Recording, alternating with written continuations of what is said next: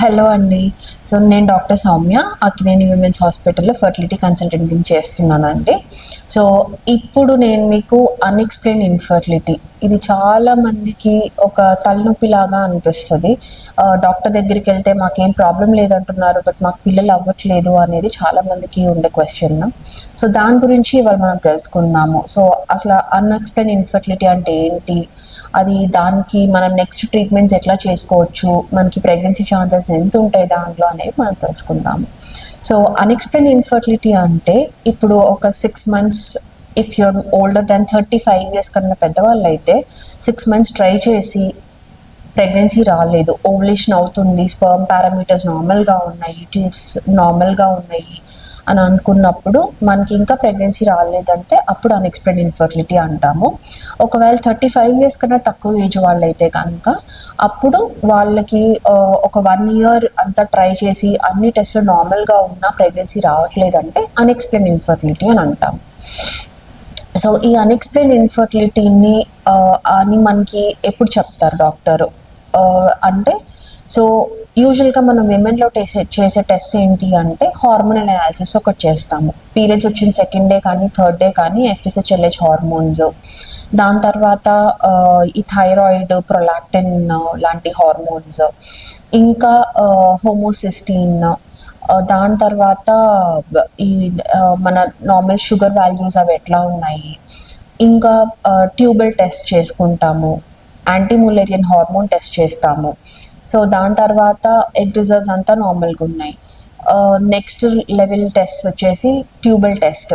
మనం లాప్రోస్కోపీ కానీ HSG కానీ చేసుకొని దానిలో ట్యూబ్స్ 2 బాగున్నాయి, ఎక్కడ ఇన్ఫెక్షన్ దాఖలాలు లేవు, ట్యూబ్స్ ఓపెన్గా ఉన్నాయి, ఫ్రీగా ఉన్నాయి అన్నప్పుడు దాని తర్వాత మీ హస్బెండ్ యూట్రస్లో కూడా ఒక ఏ అబ్నార్మాలిటీ లేదు, ఎడినోమయోటిక్ యూట్రస్ కానీ లేదంటే గర్భకోశంలో గడ్డల్లాగా కానీ ఏమి లేకపోవడము, లేదంటే ఎండోమెట్రియాటిక్ టిష్యూ లాగా ఎక్కడ అనిపించకపోవడం, అంటే రక్తం గూడు కట్టుకున్నట్టు ఎక్కడ అనిపించకపోవడము, ఇట్లా ఆడవాళ్ళలో అంత క్లియర్గా ఉంది.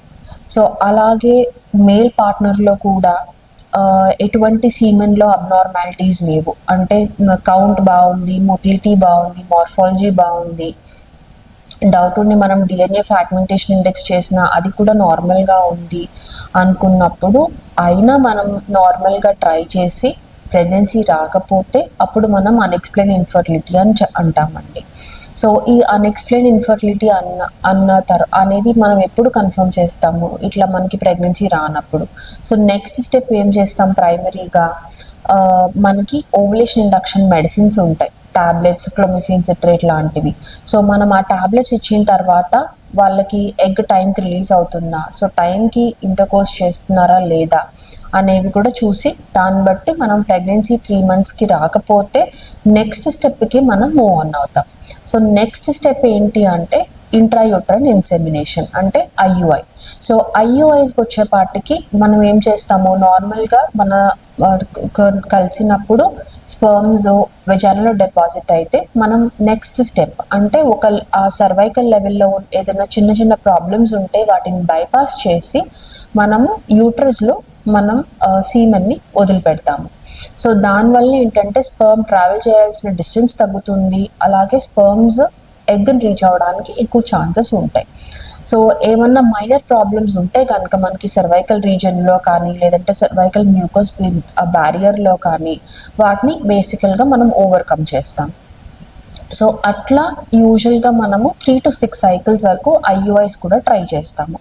ఒకవేళ IUIs అప్పుడు కూడా స్పర్మ్స్ అంతా బాగున్నాయి, ఎగ్స్ కూడా బాగా రిలీజ్ అవుతున్నాయి, అయినా ప్రెగ్నెన్సీ రావట్లేదు అంటే ఆ టైంకి మనము అన్ని ట్రయల్స్ అయిన తర్వాత 3 to 6 times మనం చేసుకున్న తర్వాత అవ్వలేదు అంటే నెక్స్ట్ వెళ్ళాల్సిన స్టెప్ ICSI చెప్తాము. సో ICSIకి ఏంటి అంటే సో బేసికల్గా ICSI అంటే ఇట్ ఇస్ నెక్స్ట్ లెవెల్, ఆ టెస్ట్ ట్యూబ్ బేబీ లాగా.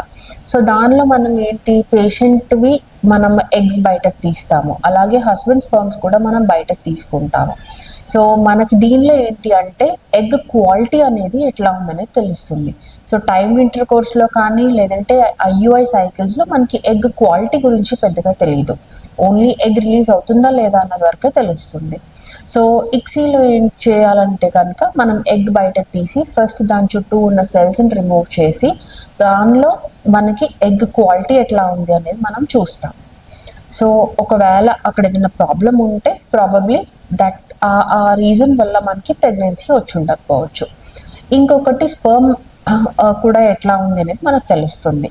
సో నెక్స్ట్ స్టెప్ వచ్చేసి ఫర్టిలైజేషన్ అయిందా లేదా, దాని తర్వాత కన్సిక్వెంట్గా మనకి ఈ ఎంబ్రియో క్వాలిటీ అనేది ఎట్లా వస్తుంది ఇవన్నీ చూస్తాము. సో ఎంబ్రియో క్వాలిటీ కూడా బాగుంది అనుకుంటే కనుక సో వాళ్ళకి ప్రెగ్నెన్సీ ఛాన్సెస్ రావడానికి అవకాశం ఎక్కువ ఉంటుంది. ఒకవేళ ఈ ప్రాసెస్లో ఎక్కడైనా ఎగ్ క్వాలిటీ సరిగ్గా లేకపోయినా కానీ స్పర్మ్ క్వాలిటీ సరిగ్గా లేకపోయినా కానీ ఈవెన్చువల్గా మనకు వచ్చిన ఎంబ్రియో క్వాలిటీ అంత బాగోకపోయినా లేదంటే తక్కువ నెంబర్ ఆఫ్ ఎంబ్రియోస్ వచ్చినా కానీ మనకి రీజన్ ఎక్కడుందనేది తెలుస్తుంది. సో నార్మల్గా ఈ అన్ఎక్స్ప్లెయిన్డ్ ఇన్ఫర్టిలిటీ కేసెస్లో 43% ఛాన్సెస్ ఆఫ్ ప్రెగ్నెన్సీ ఉంటుందన్నమాట. సో అందుకని అన్ఎక్స్ప్లెయిన్డ్ ఇన్ఫర్టిలిటీ ఒకవేళ ఎన్నిసార్లు మనం ట్రై చేస్తున్నా మనకి ప్రెగ్నెన్సీ రావట్లేదు అనుకుంటే ఇంకొక 1 year వెయిట్ చేస్తే న్యాచురల్గా వస్తుంది అని కాకుండా ఒక్కసారి వెళ్ళి మీరు టెస్ట్ చేయించుకొని దానికి అవసరమైన ట్రీట్మెంట్ చేయించుకుంటే కనుక మీకు ప్రెగ్నెన్సీ రావడానికి చాలా మంచి ఛాన్సెస్ ఉంటాయి యూజువల్లీ అన్ఎక్స్ప్లెయిన్డ్ ఇన్ఫర్టిలిటీ కేసెస్లో. సో ఒకవేళ మీకు ఫర్దర్గా డౌట్స్ ఏమైనా ఉన్నా కానీ లేదంటే మీకు ఈ ప్రాబ్లంతో మీరు సఫర్ అవుతున్నా కానీ మీరు మా అక్కినేని విమెన్స్ హాస్పిటల్ని కాంటాక్ట్ చేయొచ్చు. Thank you.